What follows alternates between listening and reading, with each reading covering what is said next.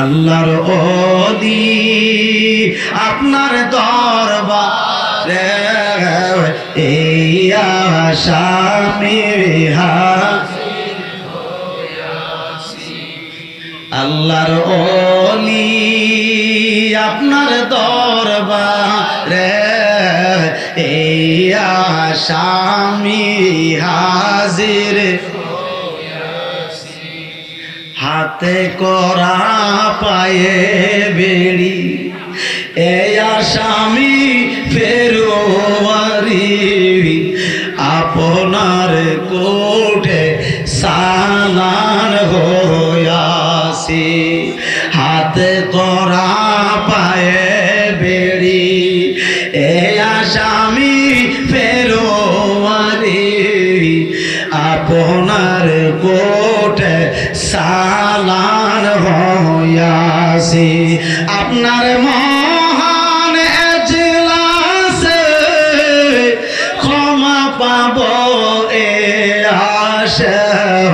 আপনার মহান এজলাসে ক্ষমা পাব এ আশা।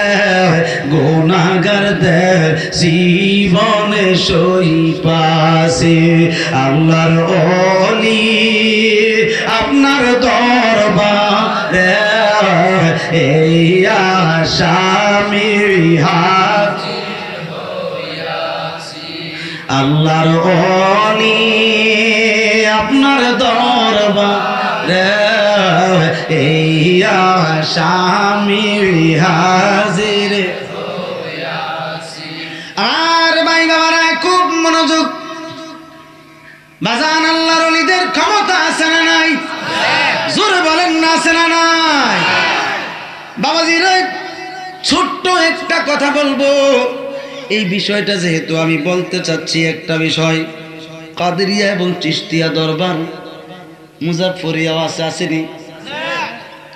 চিশতিয়া তরিকার যিনি শাহানশাহ তিনি হলেন হযরতে খাজা গরিবে নওয়াজ, যিনি একজন মদিনাবাসী,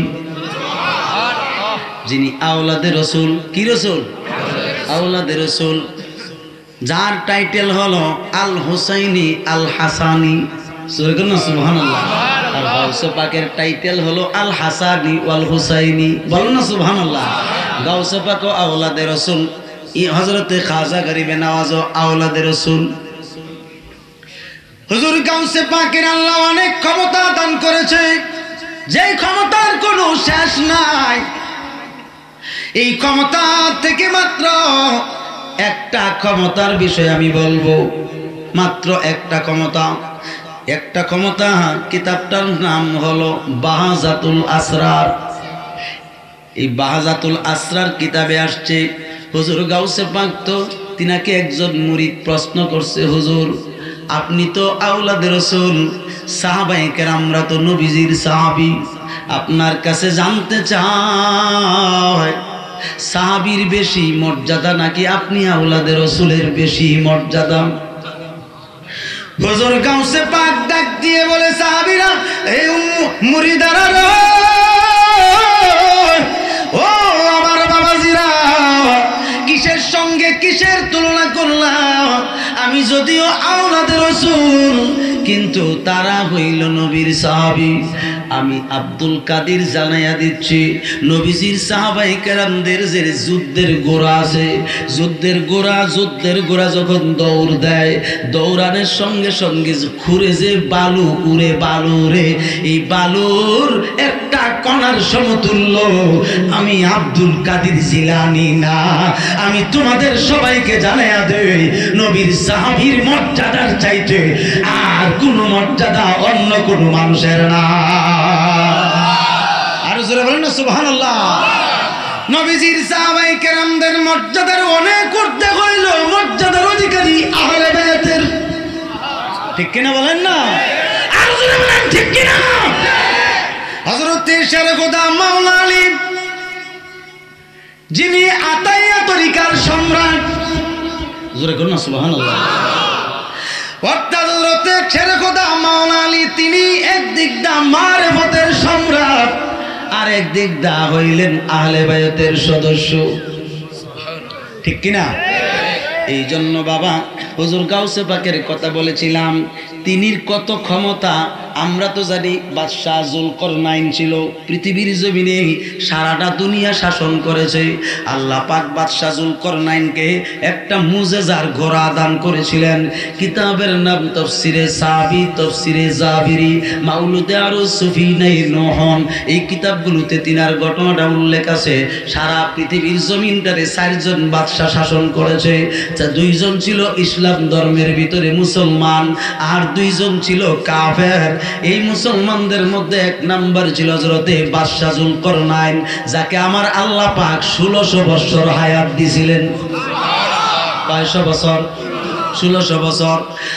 আর হযরতে সুলাইমান আলাইহিস সালামকে আল্লাহ পাক সারা পৃথিবীর শাসক হিসাবে কবুল করেছেন, যিনি দাউদ আলাইহিস সালামের ছেলে। বলেন না সুবহানাল্লাহ। দাউদ আলাইহিস সালামের কণ্ঠের কোনো তুলনা নাই। এত সুন্দর কণ্ঠ ছিল হযরতে দাউদ আলাইহিস সালাম। কেননা একদিন আজ থেকে 22-23 বছর আগে আমার প্রাণপ্রিয় মুর্শিদ কেবলা যিনি ছিলেন, যিনি হলেন আল্লামা নাজিরুল আমিন রেজভী মাওলা। আল্লামা নাজিরুল আমিন রেজভী শাহ হুজুর আমার প্রাণপ্রিয় মুর্শিদ আর গাজী আকবর আলী রেজভী শাহ হুজুরের ছোট সাহেবজাদা, তিনি একটা কথা আমাকে বলেছিলেন একটা মাহফিল থেকে, বাজি আপনাকে আল্লাহ রসুল দাউদি কণ্ঠ দিবেন। আমার মুর্শিদের দোয়াটা আপনাদের খেদমতে দেখতে পাইলাম, মোটামুটি নয় পুরাপুরি কবুল হয়েছে।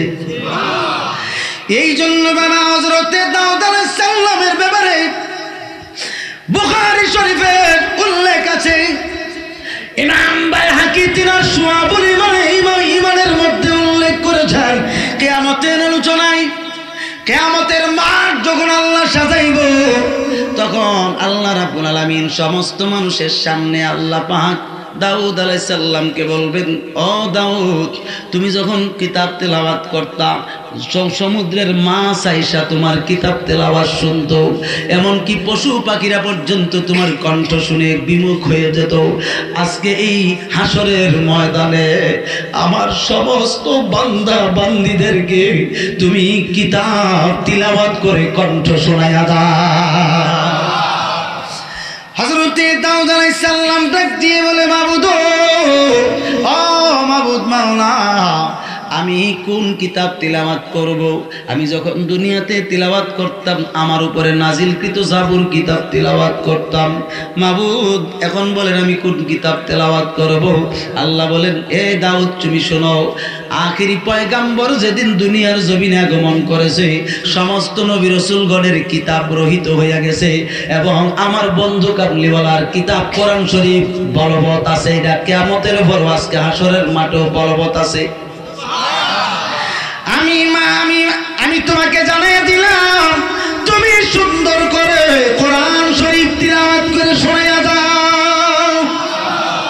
হযরতে দাউদ আলাইহিস সালাম হাসরের ময়দানে কোরআন শরীফ তিলাওয়াত করে শোনাইবেন তিনির সন্তান বাদশা সুলাইমান। বলেন না সুবহানাল্লাহ। যাকে আমার আল্লাহ একটা মুজিজার আংটি মোবারক দান করেছিলেন। এই আংটি দ্বারা সব সৃষ্টিকে তিনি বাধ্য রাখতেন। আর হযরতে বাদশা জুলকরনাইনের কে আল্লাহ রাব্বুল আলামিন একটা মুজিজার ঘোড়া দান করেছিলেন। এই ঘোড়ায় চড়া বাদশা জুলকরনাইন সূর্য উদয় থেকে সূর্য অস্তমিত জায়গা তিনির হায়াতে জিন্দেগিতে 1600 বছরে মাত্র 2 বার ভ্রমণ করেছে। কয়বার? জোরে বলেন না, কয়বার? কয়শো বছর লাগছে হিসাব কিন্তু ব্রেইনে রাখেন। আমি কি বুঝাইতে চাইতেছি?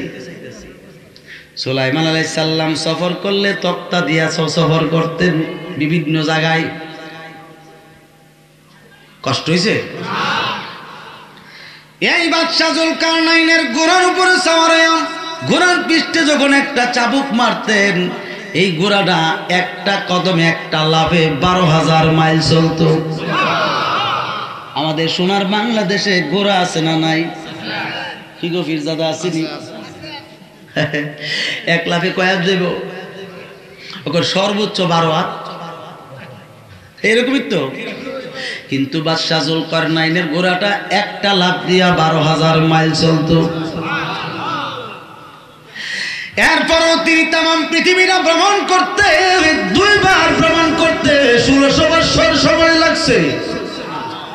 তিনির উচ্চতা ছিল বেশি না রে বাবা, মাত্র 48 হাত লম্বা। কয় হাত? মানে একদম ছোট।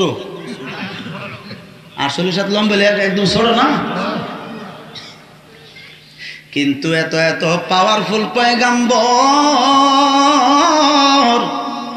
তাদের যেমন কিরকম মর্যাদা আল্লাহ দিয়েছে, এই মর্যাদার সঙ্গে কোনো মানুষের মর্যাদার তুলনা নাই। কিন্তু আমার নবীর উম্মতের কত দাম! আমার গাউসে পাক যিনি আব্দুল কাদের জিলানী বাগদাদি আল গিলানী রাহমাতুল্লাহ আলাইহি বলেন না সুবহানাল্লাহ, তিনি কত ক্ষমতা তিনি বাহাজাতুল আসরার কিতাবে উল্লেখ করতে চান। লাউ ইন কাশাবাত আওরাতু মুরিদি বিল মাশরিকি ওয়া আনা বিল মাগরিবি লা সাতারতুহা। হুজুর গাউসে পাক ডাক দিয়ে বলছে, দুনিয়ার মানুষ, ও দুনিয়ার মানুষ, বাদশা যুলকারনাইন 1600 বছরে ঘুরে সইরা तमाम সৃষ্টি জগৎ, तमाम পৃথিবীর জমিন 2 বার ভ্রমণ করছে। আর বাদশা সুলাইমান তক্তের উপরে সরা সওয়ার হইয়া বিভিন্ন ভাবে তিনি চলাফেরা করছেন সারা পৃথিবী। আমার জানের জান, আমার ঈমান, আমার কামলিওয়ালার একজন আদনা উম্মত, আমি তোমাদের সবাইকে জানাইয়া দেই, আমারে আমার আল্লাহ রাসূল কত ক্ষমতা দান করেছে। আমার একজন মুরিদ যদি সূর্য উদয়ের জায়গায় থাকে, আর আমি আব্দুল কাদের জিলানী যদি সূর্য অস্তের জায়গায় থাকি, সূর্য উদয় থেকে অস্তমিত জায়গা কিন্তু মাপার মতো যোগ্যতা কারো নাই। মিনাল কাফে ইলাল কাফে, অর্থাৎ সূর্য উদয় থেকে অস্তমিত জায়গা অনেক জায়গা। হুজুর গাউসে পাক বলেন, আমার ওই মুরিদের পরনের ওই যে অস্তের উদয়ের জায়গায় যে মুরিদ আছে, মুরিদের পরনের কাপড়টা যদি কাপড়টা খুইলা যদি তার সতরটা নষ্ট হয়ে যায়, আমি আব্দুল কাদের জিলানী জানাইয়া দিচ্ছি লা সাতারতুহা, লামডা লামে তাকিদ, তিনি বলতেছেন নিঃসন্দেহে নিঃসন্দেহে আমি অস্তের জায়গায় থাইকা উদয়ের আমার মুরিদের পরনের কাপড়টা নিজের হাত দ্বারা পরাইয়া দিতে পারি।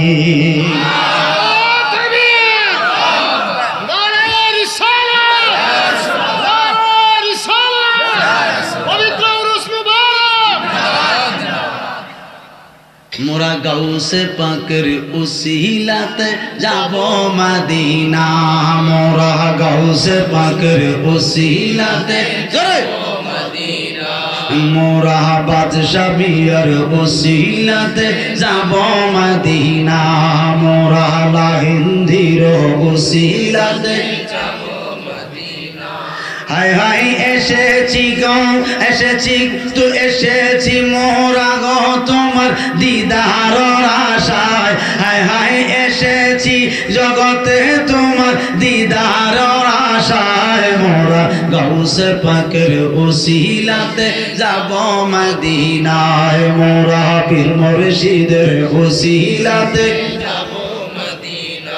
গাউসে পাক হয়েছেন যিনি নবীজির আদরের তিনি, ঠিক কি না? গাউসে পাক হয়েছেন যিনি নবীজির আদরের তিনি, মা ফাতেমার নয়নে মনি বাগদাদে ঘুমায়, হায় হায় মা ফাতেমার নয়নে মনি বাগদাদে ঘুমায়, মোরা গাউসে পাকের উসিলাতে যাব মদিনা, মোরা ওলি আল্লাহর উসিলাতে যাব মদিনা। হায় হায় এসেছি সকলে নবীর দিদারের আশায়, হায় হায় এসেছি সকলে নবীর দিদারের আশায়, মোরা গাউসে পাকের উসিলাতে যাব মদিনা, মোরা বাদশা বিয়ার উসিলাতে যাব মদিনা। ঠিক কিনা বলেন? আমার বাবার আমার গাউসে পাকের ক্ষমতা এখন বুঝেন কম না বেশি? আর একটু জোরে কর না। খারাপ লাগতেছে নাকি আপনাদের সামনে? যেহেতু অলির দরবারে বসছি, আল্লাহর অলির সোহবতে আসি না নাই? আল্লাহর অলির দরবারে যদি কোন রকম যদি বিয়াদবি হইয়া যায়, আল্লাহর হস্তে ক্ষমা চাই, ঠিক নেই? দুনিয়ার মানুষ অলিদেরকে সাধারণ মনে করে, এমন ডক্টরেট বাইরে গেছে বাংলাদেশে, বেলেট বেলেট ডক্টরেট, যারা হইল অরিজিনাল বাতিল। কি যেরকম কি তিল? বাতিল। যারা বলে নবী তো মরে গেছে গা, এ কয় কি নবী কবরে মরে রইছে, ফচ্চা গেছে গা, জোরে কন্যা উঁচু গিল্লা।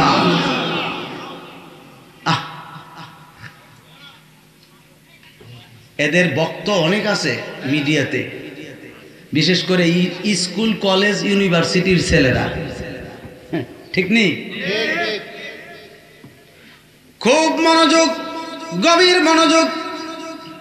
হযরতে শাহ সুফি আবু মাসাকিন গোলাম কাদের রহমাতুল্লাহ আলাইহি, তিনি মাগরিবের নামাজ শেষ কইরা, খুব খেয়াল, তিনি মাগরিবের নামাজ শেষ কইরা বল্লভপুরের জমিন থেকে এশার নামাজ এবং তাহাজ্জুদের নামাজ পড়তেন মদিনা শরীফে। আবার তাহাজ্জুদ নামাজ শেষ কইরা তিনি বল্লভপুরের মসজিদে অথবা ঘরের ভিতর আইসা ফজর নামাজ পড়তেন। এখন আমার জিজ্ঞাসা, বাংলাদেশ থেকে মদিনায় যাইতে প্লেনে যাওয়া লাগে, ডাইরেক্ট প্লেনে যাইতে হয় 6 ঘন্টায়, ঠিক নেই? অর্থাৎ প্রায় 12,000 মাইল, নাকি 12,000 মাইল এরকম দূরত্ব। মক্কা জেদ্দার বিমানবন্দর গেলেও লাগে 6 ঘন্টা ডাইরেক্ট বিমানে। আর হুজুর হযরতে আবু মাসাকিন গোলাম কাদের রহমাতুল্লাহ আলাইহি বল্লভপুর থেকে মদিনা শরীফ গিয়া এশার নামাজ এবং তাহাজ্জুদ জামাত পড়তেন মদিনা শরীফে। এবার আমার নবীজির কাছ থেকে বিদায় নিয়া, অর্থাৎ নবীজির রওজা মুবারক জিয়ারত শেষ করে বিদায় নিয়া তিনি আবার ফজর পড়তেন বল্লভপুরের জমিনে। লোকেরা ধরতে পারছে না, এত চালু। শুধু তাই নয়, বল্লভপুরের পশ্চিমে আছে শিমরাইল, শিমরাইলের পশ্চিমে আছে কালীগঞ্জ, বাজানে চিনে হেকা। ওইখান থেকে তিনি মহেশবেরের জমিনে আস্তানা গাইরা রয়েছে একটা দ্বীপের উপরে, চতুর্দিকে পানি, চতুর্দিকে পানি আর পানি। আরে তিনি বৃষ্টি দিয়ে হাঁটতেন, তিনার শরীরে বৃষ্টি পড়তো না। তিনি পানির উপর দিয়ে হাঁটতেন, পানি তিনারে মহাব্বত করতেন, মায়া করতেন, সম্মান করতেন। অনেক মানুষ বিপদের সম্মুখীন হইতো, কালীগঞ্জের নদীর পার হইতে গেলে ভয়ে আতঙ্ক থাকতো। আহা, তিনি রাত নাই দিন নাই, তিনি যখন ইচ্ছা করতেন আল্লাহর ওলি যেই জায়গায় আছে সেখানে তিনি জিয়ারতের উদ্দেশ্যে যাইতেন, শুধু হাইটা শুকনা দিয়েও হাইটা যাইতেন, আর পানির উপর দিয়েও তিনি হাইটা যাইতেন, কিন্তু তিনার আগে কেউ যাইতে পারছে না। ছোট্ট একটা প্রমাণ দিচ্ছি, খারাপ লাগতেছে বুঝি আপনারা, আমি কিন্তু তিনার কিতাব থেকে বলতেছি কথাগুলো। অর্থাৎ তিনি গেছেন নবীনগর ডিস্ট্রিক্টের, অর্থাৎ নবীনগর থানায় একটা গ্রাম আছে, জায়গাটার নাম হচ্ছে করইবাড়ি। কি বাড়ি চিনেন না আপনারা? করইবাড়ি। সেই জায়গায়, ওই জায়গায় একজন আল্লাহর ওলি আছে শিকারিকা দরবারে। ওই আল্লাহর ওলির দরবারে জিয়ারত করছে, রাত্র অনেক হয়েছে। তিনি কি করছেন, ইচ্ছা করছেন যে তিনি আর এখানে থাকবেন না, এখান থেকে তিনি চলে আসছেন বাড়িতে। আরেকদিন কি করলেন, ওই যে আশুগঞ্জের জমিনে, আহারে নৌকা নাই, কোনো কিছু নেই, এমন একটা বিপদের মধ্যে পড়ছে, এমন একটা অবস্থার মধ্যে পড়ে গেছে, কেমনে যাইব, কিভাবে যাইব। তিনি বলছেন, বাবা তোমরা একটা কাজ করো, তোমরা যার যেমনি যে নৌকা আছে অথবা হাইটা পারো, এখান দিয়া কুনাইসা চলে যাও, বল্লভপুরের চলে যাও, তোমাদের সঙ্গে আমার পরে দেখা হবে। মুরিদরা মনে করেছে হুজুর একদিন বা 2 দিন থাকবেন, কিন্তু তিনারা যখন মাগরিবের নামাজ শেষ করে আশুগঞ্জের জমিন থেকে রওনা দিলেন বল্লভপুরের উদ্দেশ্যে, অর্থাৎ রাত্র 12টা-1টার সময় আয়সা বল্লভপুরের বাড়িতে আয়সা পৌঁছলেন। পৌঁছার পরে দেখতেছে হুজুরের হুজরা শরীফ ঘরের দরজা ভিতর দিয়া বন্ধ। আটো জোরে কথা সুবহানাল্লাহ। ভিতর দিয়া বন্ধ। বলতেছে আম্মাজান, অর্থাৎ হুজুরের বিবিগণকে আম্মাজান কইয়া ডাকতেন। আম্মাজান, বাবাজান আসছেন নাকি, হুজুর কেবলা আসছে নাকি?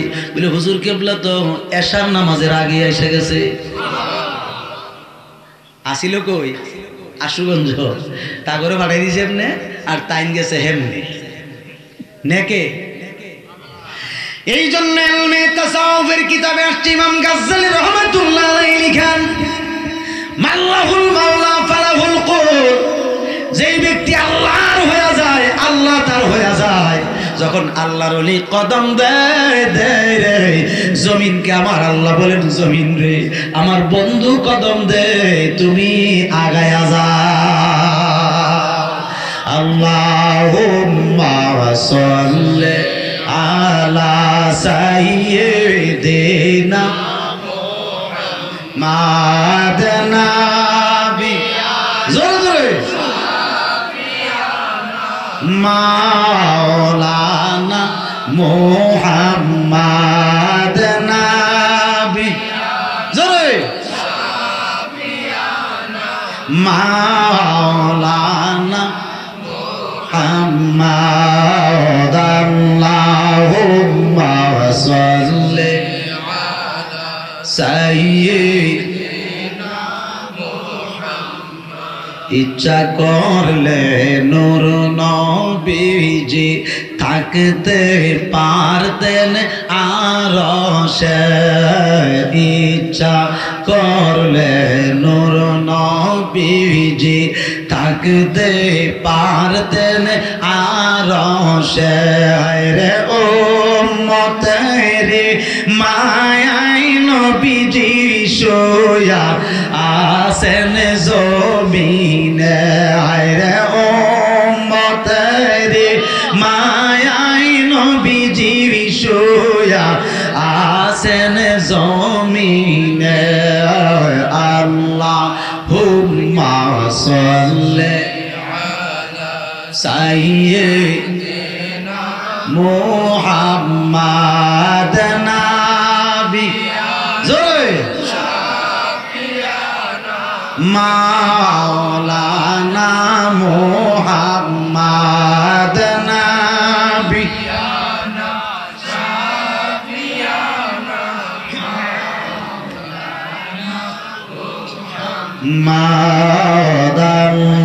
আল্লাহুম্মা সাল্লি আলা সাইয়্যিদিনা মুহাম্মাদ। নবী আমরার পরশমণি, নবী আমরার জানের জান, নবী আমরার পরশমণি, নবী আমরার জানের জান। আইরে নবীজিকে না দেখিলে বাঁচে না আশিকের প্রাণ। আইরে নবীজিকে না দেখিলে আছে না আশিকের প্রাণ। আল্লাহুম্মা সাল্লি আলা সাইয়্যিদিনা মুহাম্মাদ। আমার ভাই বাবারা খুব মনোযোগ, বাবারা আমার, ওলিদেরও আশেক আছে না নাই? ওলিদের আশেক আছে না নাই? যেমন লাহিন্দির আশেক হইল আমার বাজান, ঠিক কিনা? একনিষ্ঠ আশেক, আশেক এবং খাস আশেক। যেমন দুনিয়ার জমিনে আশেক প্রমাণ করতে গিয়ে তিনি একটা এক্সাম্পল আমি না দিয়ে পারছি না। পৃথিবীর জমিনে আমরা জানি নবীজির সাহাবায়ে কেরাম, তাদের মধ্যে আশারে মুবাশশারা আছে 10 জন বেহেশতের সার্টিফিকেট প্রাপ্ত, ঠিক কিনা? এরপরে আরো আছে 4 জন হইলেন যারা ছিলেন খলিফাতুর রাসূল, জোরে করুন না সাল্লাল্লাহু। কয়জন? 4 জন। একজনের নাম হযরতে আবু বকর সিদ্দিক রাদিয়াল্লাহু তাআলা আনহু, দ্বিতীয় জনের নাম হযরতে ওমর ফারুক আযম রাদিয়াল্লাহু তাআলা আনহু, তৃতীয় জনের নাম হযরতে উসমান জুন নূরাইন রাদিয়াল্লাহু তাআলা আনহু, চতুর্থ জনের নাম হযরতে মাওলা আলী রাদিয়াল্লাহু তাআলা আনহু। বলেন না সুবহানাল্লাহ। এই চারজন যে খলিফা হইব, খলিফা বানাইছেন নবীজি, বানাইছেন নবীজি ভবিষ্যৎবাণী করছেন যে আমি ইন্তেকালের পরে আমার পর্দা করার পরে চারজন খলিফার শাসন করবে। কেননা হাদিস শরীফ আসছে, মুসলিম শরীফের হাদিস, নবীজি বলছেন আল খেলাফাতু মিন বাদি সালাসুনা সানাতান সুম্মা তাকুনা মুলকান। বলেন না সুবহানাল্লাহ। এই আমার বাবারাম, আমার নবীজি হাদিস শরীফে বলেছেন, হে আমার সাহাবীরা, ও আমার সাহাবীরা, আমার পরে খলিফার শাসন চলবে 30 বছর। এরপরে রাজনৈতিক শুরু হয়ে যাবে, এরপরে রাজনৈতিক আরম্ভ হইব। খলিফার শাসন চলবে 30 বছর। কত বছর? এখন আমার জিজ্ঞাসা, নবী যদি নাই জানতেন এই খেলাফতের খলিফার শাসন যে 30 বছর চলবে, এটা নবী জানলেন কেমনে, জানাইলেন কেমনে? এখন আমার প্রশ্ন যে আছে, নবীজি আসলে ইলমে গায়েব জানে কি জানে না? আরো জোরে কোন বাবা, জানেনি? না জানলে কইলো কেমনে? আল খেলাফাতু মিন বাদি সালাসুনা সানাতান সুম্মা তাকুনা মুলকান। নবীজি বলছেন, হে আমার সাহাবীরা, আমার পর্দার পরে খলিফার শাসন চলবে 30 বছর। হযরতে আব্দুল্লাহ ইবনে আব্বাস রাদিয়াল্লাহু তাআলা আনহুমা নবীজিরে জিজ্ঞেস করতেছে, ইয়া রাসূলুল্লাহ, কোন কোন সাহাবীরা কত বছর করে খলিফার শাসন করবে? আমার নবী বলছেন, আমার পরে আমার আবু বকর খলিফা হবে 2 বছর। কত বছর? হযরত আবু বকর ইন্তেকালের পরে, খুব মনোযোগ, হযরত আবু বকর ইন্তেকালের পরে আমার উমর করবে 10 বছর। আমার উমর যখন শাহাদত বরণ করবে, খুব মনোযোগ, খুব মনোযোগ, আমার উমর যখন শাহাদত বরণ করবে, আমার উসমান করবে 12 বছর। আর আমার উসমান যখন শাহাদত বরণ করবে, আমার আলী করবে 6 বছর। আমার জিজ্ঞাসা, 30 বছর হয়েছে নি?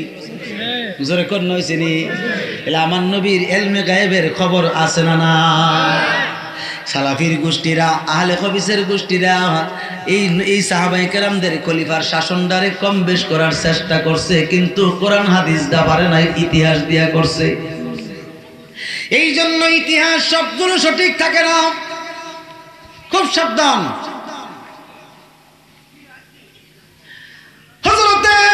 হযরতে হুজুর আল্লাহর হাবিব সাল্লাল্লাহু তাআলা আলাইহি ওয়াসাল্লাম সাহাবায়ে কেরামের সব কিছু জানেন। তিনি বলে দিয়েছেন কোন সাহাবী কত বছর করবে, ঠিক কিনা? এই যে 30 বছর খলিফার শাসন চলছে, এরপরে না রাজনৈতিক শুরু হয়ে গেছে, দলাদলি আরম্ভ হয়েছে। হযরতে শেরখুদা মাওলা আলীর খেলাফতের পরে হযরতে ইমাম হাসান রাদিয়াল্লাহু তাআলা আনহু খলিফার শাসন হবেন।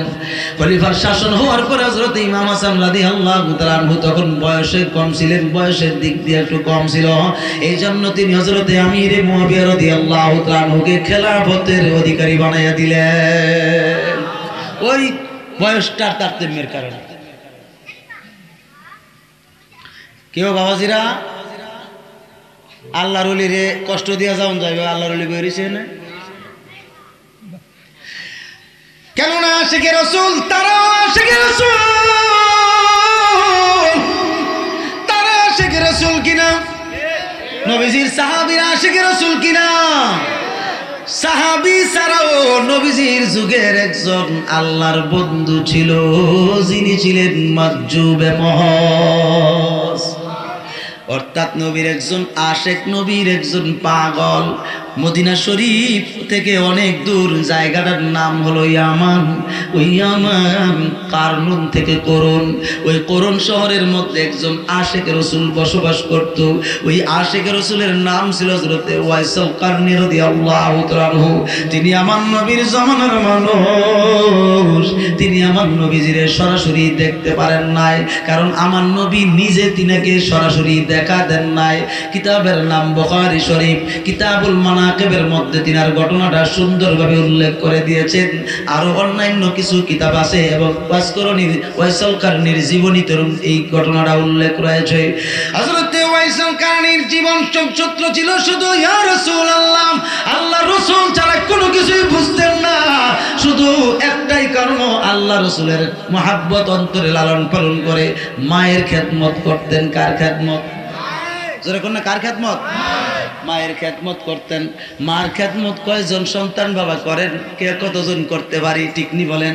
কিন্তু হযরত ওয়াইসাল কারনী তিনি মায়ের খেদমত 1-2 বছর করেন না, তিনি চামড়ার ঝুলি বানায়া এই ঝুলির ভিতরে মায়ের রাখছে একটানা 41 বছর। কত বছর? 41 বছর মায়ের খেদমত করছে, মায়ের যত্ন করছে এই ঝুলির উপরে রাইখা।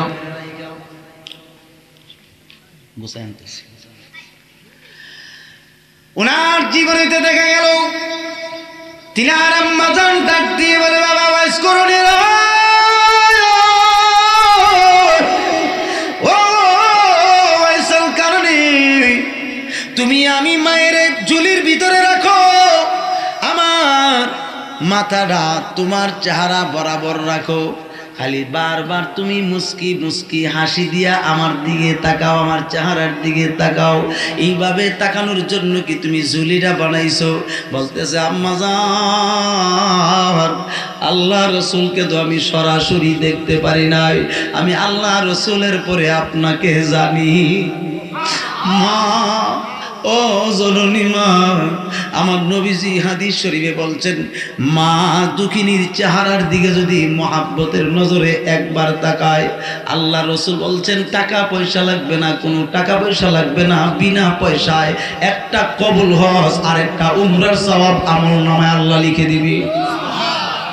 এই জন্য আমি যেই দিনই হাদিস পাইলাম ওই দিন থেকে আপনাকে রাখার জন্য এমন একটা চামড়ার ঝুলি বানাইলাম, এই ঝুলিটার সামনে দিয়ে আপনার মাথা এবং চেহারাটা রাখছি, বারবার যেন আমার আম্মা জানের হাসি মুখে দেখতে পাই। বাজান, মায়ের মতো এত বড় আপন দুনিয়ার জমিনে আর কেউ নেই, ঠিক কিনা বলে? এই কথা শোনার পরে বলছে, মায়ে বলছে, বাবা তুমি কি ইচ্ছা করছো, তুমি কি ইচ্ছা করছো রাসূলুল্লাহরে দেখতে? বলছে আম্মা জান, আমরা তো খাবার খাদ্য পাই না, ঠিক মতো চলতেও পারি না, বেশিরভাগ সময় রোজা রাখি, আপনিও রাখেন আমিও রাখি, রিজিকে যদি খানা থাকে তাইলে কিছু খাইতে পারি গো আম্মা জান। এই জন্য রাসূলুল্লাহরে দেখতে গেলে আপনার কি হবে, আপনাকে কিভাবে কোন জায়গায় রাখবো? আমি তো আপনারে এত ভালোবাসি, দুনিয়ার জমিনে মাটিতে রাখি না, পোকা মাকড়ে আপনারে স্পর্শ করবে, কামড় দিবে, আর আমার মাথায় রাখি না, উকুনে যেন আপনাকে ধরতে না পারে, এই জন্য মাথায় রাখি না। মা, দুনিয়ার জমিনে আপনি হইলেন আমার মদিনা।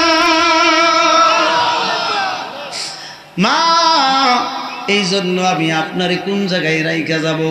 আপনাকে তো আমার 3 বেলা খাওয়াই দিতে হয়, নিজের হাত দিয়ে খেদমত করি, যত্ন করি, আপনি তো চলাফেরাও ঠিক মতো করতে পারেন না, বয়স তো হয়ে গেছে অনেক। বলতেছে বাবা তুমি একটা কাজ করো, আজকে তো বৃহস্পতিবার, জি আম্মা জান, আজকে রাত্রে আমরা জুমার দিনের জন্য রোজা পালন করব, রোজার নিয়ত করে আজকে রাত্রে আমরা সেহরি খাবো, সেহরি খাওয়ার পরে ফজর নামাজ পড়িনা তুমি যাইবা মদিনা শরীফের নবীজির সঙ্গে সাক্ষাৎ করতে, আর আমি মায়ের এই যে খাট আছে, খাটের স্ট্যান্ডে সুন্দর করে টানাইয়া যাইবা, যেহেতু তুমি মাটিতে রাখবা না, পোকামাকড় স্পর্শ করবে, অথবা আমার খাটের উপরে রাখো। বলছে আম্মা জান, আপনি কিভাবে থাকলে আপনি আরামে থাকতে পারবেন, আপনি আরাম পাবেন কোনভাবে থাকলে, ঝুলিতে না খাটে? বলতেছে বাবা আমার খাটে শোয়া দাও। এবার খাটে শোয়া দিছে, সুন্দর করে মা জননী অনুমতি দিয়ে দিছে। অনুমতি দেওয়ার পরে বলছে বাবা তুমি যে যাইতেছো নবীজির সঙ্গে সাক্ষাৎ করতে, আমি অত্যন্ত খুশি, কারণ তুমি যদি নবীরে দেখতে পাও আমি তোমারে মন ভরা দেখব, কেননা তোমার মাধ্যমে আমি আমার নবীর চেহারা দেখব। হযরত ওয়াইসাল কারনীর মা কান্দের বলে বাবা তুমি তাড়াতাড়ি করে আমি মার কাছে ফিরাইছো, আমার সাথে ইফতারি কইরো। কোথায় আমেন করুন শহর, আর কোথায় মদিনা শরীফ, আরে প্রায় 24,000 কিলোমিটার। কত হাজার? প্রায় 24,000 কিলোমিটার এত দূরত্ব রাস্তা। হযরত ওয়াইসাল কারনী আর দেরি করেন নাই, ফজর নামাজ শেষ করে সেহরি গায়ে ফজর নামাজ শেষ করছেন, শেষ করে আম্মা জানের কাছ থেকে বিদায় নিয়ে রওনা দিলেন। যাইতেছেন এই দিক দিয়া দয়াল নবীজি ফজরের নামাজ কানা শেষ কইরা নবীজি সাহাবীদেরকে বলতেছেন, সাহাবীরা শোনো, আমি তোমাদেরকে একটা শুভ সংবাদ দিতেছি। নবী কইরা কিসের শুভ সংবাদ? আমি যে তোমাদের কাছে আমার একটা পাগলের প্রশংসা করতাম, সবসময় প্রশংসা করতাম, ওই যে করুণ শহরের আমার ওয়াইসাল কারনী যে পাগলটা আছে, এই পাগলটা আজকে আসতেছে মদিনাতে আমার সঙ্গে দেখা করতে। আমার সাহাবীরা, আমি নবী তারে দেখা দিব না, আমি তারে দেখা দিব না। আমি যদি দেখা দেই তার মারে সে ভুইলা যাইব। আমার সাহাবীরা,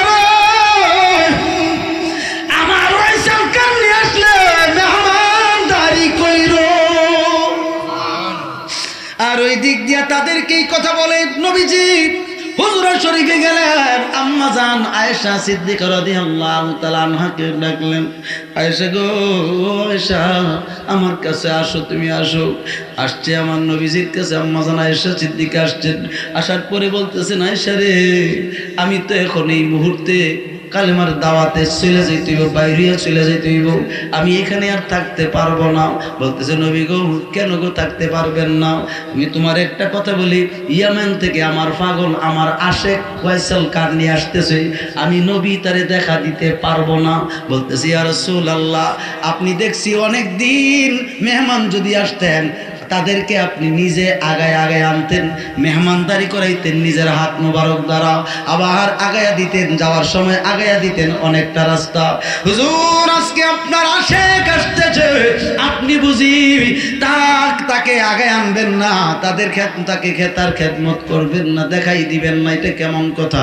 আমার নবী কান্দের বলে, আয়েশা রে, ও আয়েশা, আমি তার সঙ্গে দেখা করতে পারবো না, তার একটা মাত্র কারণ, আমার পাগল, আমার ওয়াইসাল কারনী আমার হাকিকত জানে। যদি আমার এসে দেখতে পাই, মা দুঃখিনী ভুল্লা যাবে। আমি নবী তৈরির পক্ষে না, আমি রাসূল তোমার জানাইয়া দে, আমার আশেক যদি তোমার কাছে আসে, এই নাও, আমি খুরমাগুলো খেজুরগুলো তোমার হাতে দিলাম, আমার এই আশেক তার হাতে তুমি দিয়া বলবো, বাবা তোমার দয়াল নবী তোমার প্রতি খুশি আছে, সন্তুষ্ট আছে, আল্লাহ নিজেও খুশি আছে, সন্তুষ্ট আছে, তুমি তোমার মায়ের খেদমত করতে চলে যেতে বলছে। একটু জোরে না সুবহানাল্লাহ। হযরত ওয়াইসাল কারনী আসার সঙ্গে সঙ্গে সর্বপ্রথম আমার নবীর হুজরা শরীফের সামনে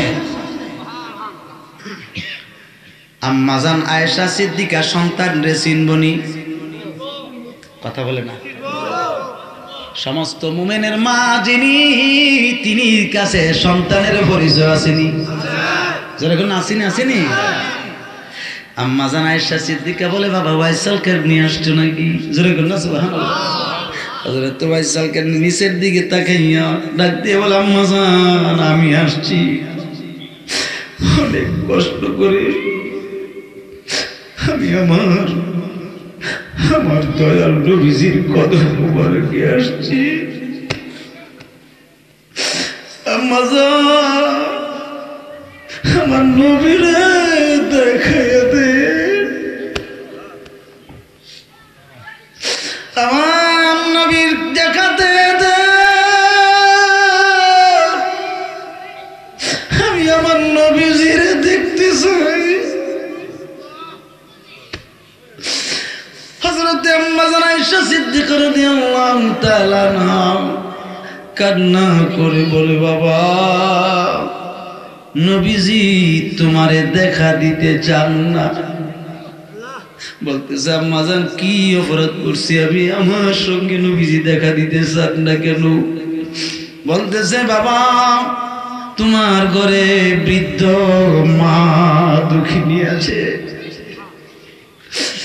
আল্লাহর হাবিব ডাইরেক্ট ডিক্লার দিছে, তোমার জন্য খেজুর রেখে গেছে রে বাবা, খেজুরগুলি নাও, আর মা দুঃখিনীর কাছে যাও, মায়ের খেদমত করো। খেদমত করলে আল্লাহর নবী বলছেন তোমার প্রতি তোমার আল্লাহ রাসূল খুশি। এই জন্য আমার নবী বলেছেন রিদার রব্বি ওয়া রিদাল ওয়ালিদাইন ওয়া সাকাতুর রব্বি ওয়া সাকাতুল ওয়ালিদিন। বলেন না সুবহানাল্লাহ। যে সন্তানের প্রতি মা বাবা সন্তুষ্ট থাকে তার প্রতি আল্লাহ রাসূল সন্তুষ্ট থাকে, আর যে সন্তানের প্রতি মা বাবা অসন্তুষ্ট থাকে তার প্রতি আল্লাহ রাসূল বেজার থাকে। আমরা একবার জানতে চাই, আমরা আল্লাহ রাসূলের খুশি চাই নাকি বেজার চাই? দুই হাত তুলে বলেন খুশি চাই না বেজার চাই? মাশাআল্লাহ পড়েন আলহামদুলিল্লাহ। তাহলে খুশি চাই বাবা। হযরতে ওয়াইসাল কারনী খেজুর মোবারক গুলো পাইয়া খুশি না বেজার? আরে চলে গেলেন সাহাবায়ে কেরামদের কাছে, গিয়ে সাহাবীদের সঙ্গে সালাম কালাম বিনিময় হলো। বলতেছে সাহাবীরা, এ সাহাবীরা, আমার নবীর একজন পাগল সাহাবী আছে যার নাম হযরতে বেলাল। আমার নবীর সাহাবী পাগল সাহাবী বেলাল কোথায়, মানে একটু দেখাইয়া দাও, আমি অনেক দূর থেকে আসছি। এবার সাহাবীদের মধ্যে একজন সাহাবী হযরতে জাবের ইবনে আব্দুল্লাহ রাদিয়াল্লাহু তাআলা আনহু, তিনি বলতেছেন আনতা ইয়া মুসাফির আনতা ওয়াইসাল কারনী। সুবহানাল্লাহ বলেন। বলতেছে মুসাফির আপনি তো ওয়াইসাল কারনী। বলতেছে নাম আনা ওয়াইসাল কারনী। ঠিক নি? বাকি ঘটনাটা শুনতে চান কি চান না? কে কে চান একটু হাত তুলে দেখান। নারায়ে তাকবীর।